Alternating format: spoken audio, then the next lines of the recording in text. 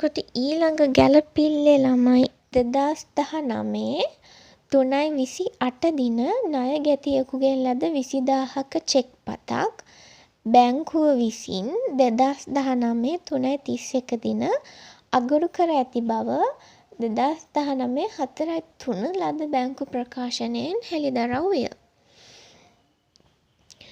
එතකොට මේ ණය ගැතියාගෙන් චෙක් පත හම්බෙන්නේ 3/28 20000ක චෙක් පතක්.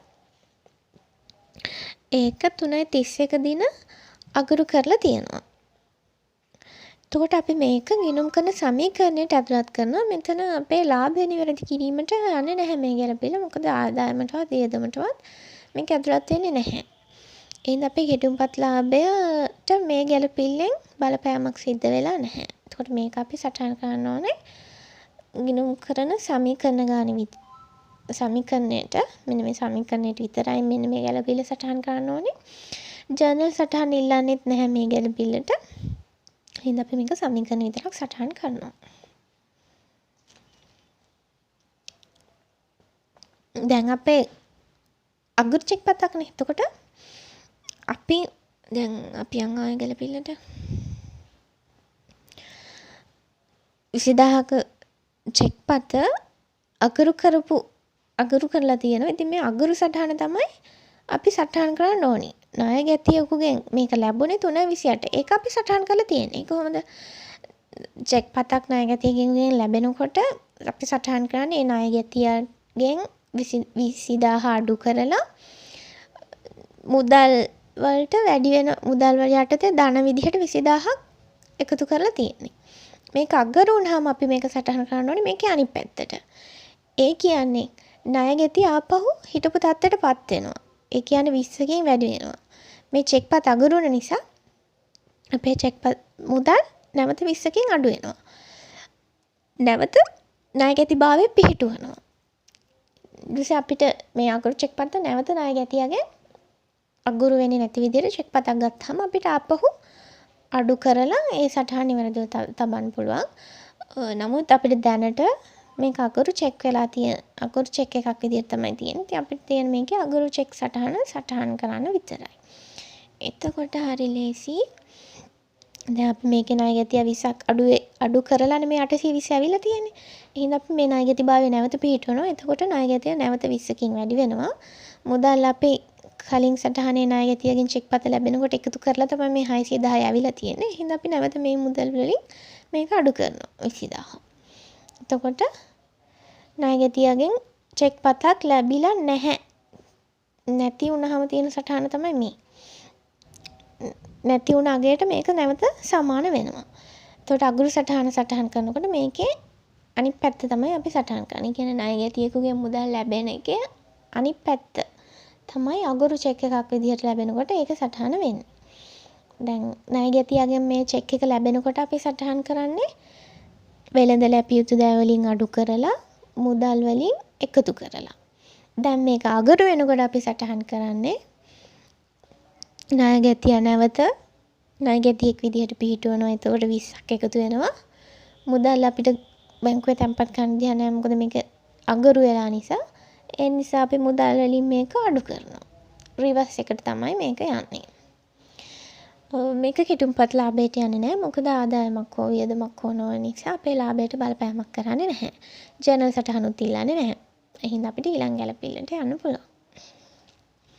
ඊළඟ ගැලපිලි කියනවා තවද 2019 3/31 දින ණය ගැතියෙකු විසින් රුපියල් 50000ක චෙක් පතක් බැංකුවේ ඍජුව තැන්පත් කර ඇති බව බැංකු ප්‍රකාශනය තුලින් අනාවරණය විය.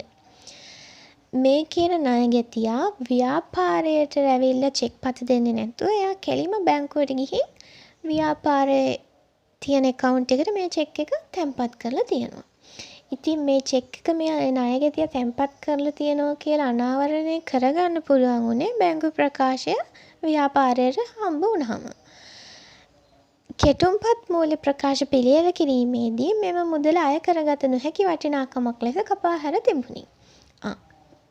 මේ 50000 මේ ණය ගැතිය ගෙවන්නේ නැහැ. මේක බොල් ණයක් විදිහට සටහන් කරලා තියෙනවා මේ මූල්‍ය ප්‍රකාශ පිළියෙල කරනකොට. ඒ කියන්නේ ණය ගැතියගෙන් 50000ක් අඩු කරලා බොල් ණය ගිණුමට හර කරලා තමයි මේ කියන 50000 සටහන් කරලා තියෙන්නේ. ඒ කියන්නේ ලාභයනුත් 50000ක් අඩු වෙලා.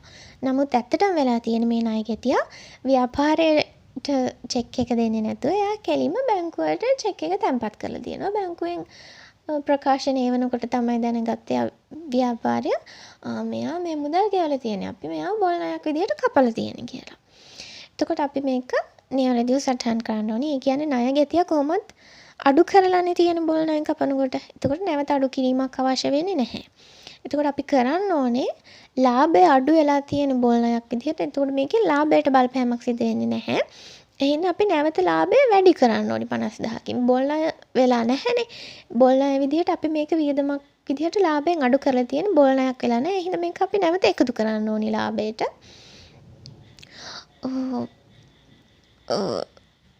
හිමි ඒක ගිණුම් කරන සමීකරණය මේක හිමිකම් වලට නැවත එකතු වෙනවා. ඒක අපි සටහන් කරන්න මෙහෙම ගිණුම් කරන සමීකරණයෙන්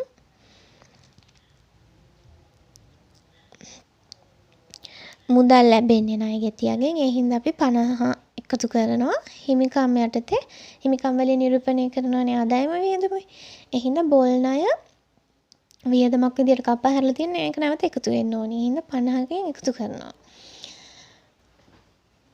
ඒක තේරෙන්නේ නැති කියලා මං හිතනවා. අපි මේක සටහන් කරලා තියෙන මේ ව්‍යාපාරය ණය ගැතියගෙන් අඩු කරලා බොල් ණයක් විදියට හිමිකම් වලට අඩු කරලා. හැබැයි මේ ණය ගැතිය මේ මුදල් බැංකුවේ තැන්පත් කරලා තියෙනවා. එතකොට මුදල් වැඩි වෙනවා 50කින්. අපි මේකනේ අඩු කරේ. ඒක නැවත තිබුණු තත්ත්වයට පත් කරන් අපි මෙතනට 50 එකතු කරනවා. බොල් ණය අඩු වුණ එක බොල් ණය 50කින් වැඩි වෙන්නේ අපි මෙතන එකතු කරනවා. එතකොට හිමිකමේ බලපෑම තිබුණු තත්ත්වයට පත් වෙනවා. එතකොට මුදල් වැඩි වෙනවා, හිමිකම් වැඩි වෙනවා. එතකොට කෙටුම්පත් ලාභයටත් මේක යනවා. එතකොට ඒකෙදි වෙන්නේ බොල් ණය ආපසු ලැබීම විදිහට අපි මේක එකතු කරනවා. බොල් ණය විදිහට අපි මෙතන 580 වෙලා තියෙන බොල් ණය විදිහට කපලා 50000 අඩු කරලා තමයි මේ 580 ඇවිල්ලා තියෙන්නේ. ඒ වුණාට වෙන්න ඕනේ මේ 50000 නැවත එකතු වෙන්න ඕනේ. මොකද මේක බොල් ණයක් නෙමෙයි. ඒ හින්දා අපි මේකට එකතු කරනවා. එතකොට 50000කින් කිඩුම්පත් ලාභය වැඩි වෙනවා. ඒ වැඩි කරන්න අපි මෙතන එකතු කරපු සටහන ලියලා තියෙනවා. මේක නිවැරදි කිරීමේ ජර්නල් සටහනුත් ඉල්ලනවා. එතකොට මේක නිවැරදි කරන්නේ ළමයි. දැන් අපි කෙටුම්පත් ලාභය හදනකොට අපි මෙතනට එකතු කරානේ. කෙටුම්පත් ලාභයට එකතු වෙනවා. එතකොට ලාලා ගිණුම හර වෙනවා. ලාභයට ආදායමක් විදිහට මේක බැර වෙන්නේ. එකතු වෙනවා කියන්නේ බැර වෙන්නේ. හර වෙන්නේ නැහැ. මුදල් තමයි ලැබෙන්නේ. හින්දා මුදල් හර වෙනවා. 50000කින් ලාභ ගිණුම බැර වෙනවා 50000කින්. බොල් ණය ආපසු ලැබීම. එතකොට මේකෙන් ලාභය නිවැරදි වෙනවා. එතකොට මේක සංලක්ෂණය වෙනවා බොල් ණය ආපසු ලැබීම සටහන් කිරීම.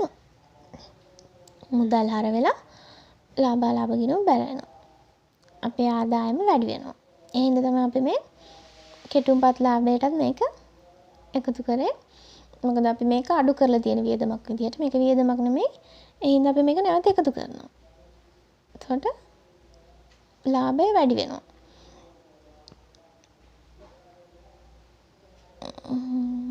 ඒක අපි හැදුවා. දැන් අපි යමු ඊළඟ ගැළපිල්ලට.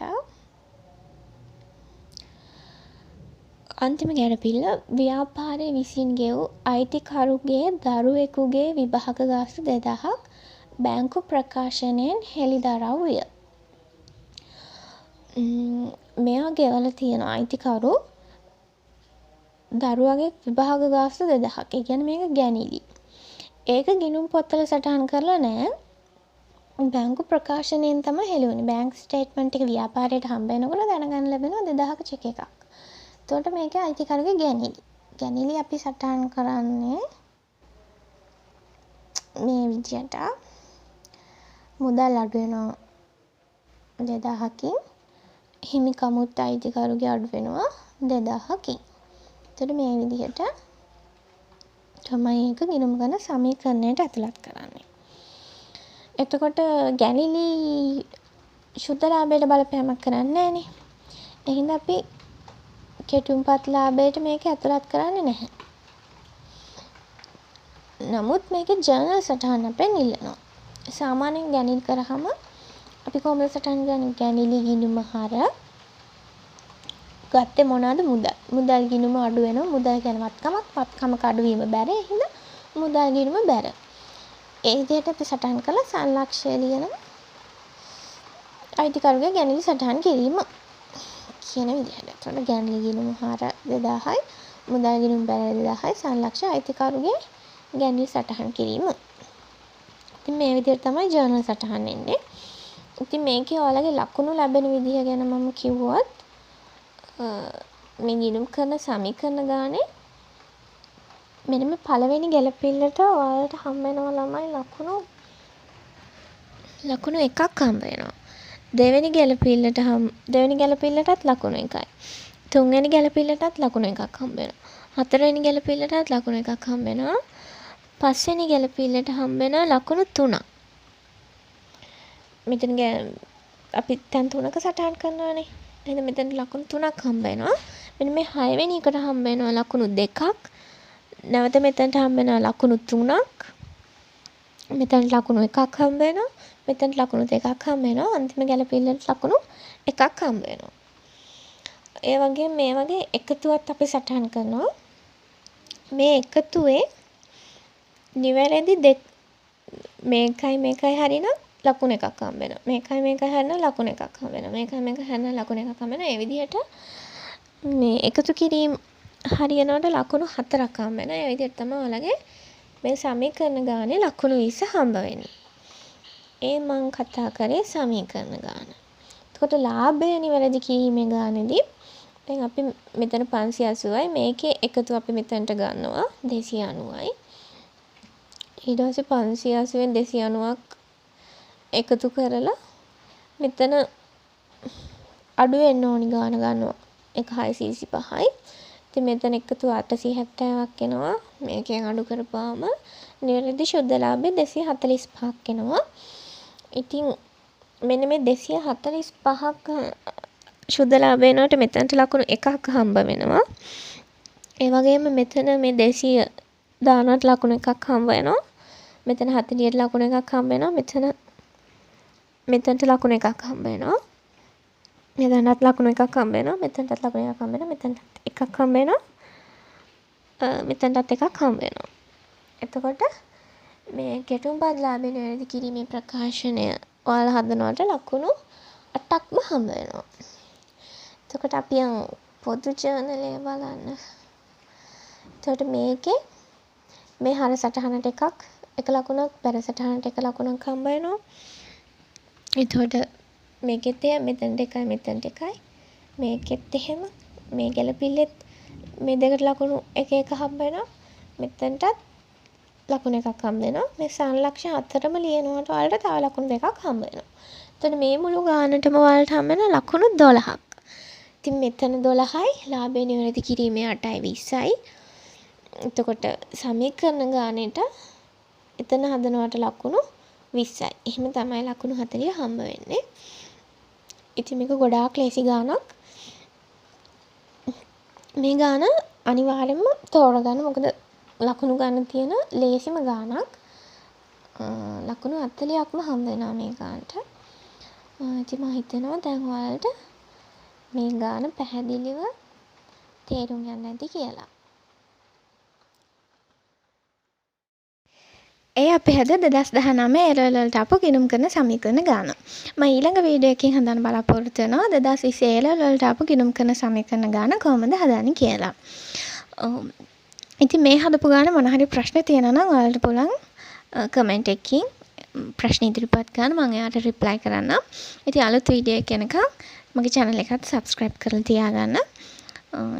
ගිහින් එන්න ආයුබෝවන්.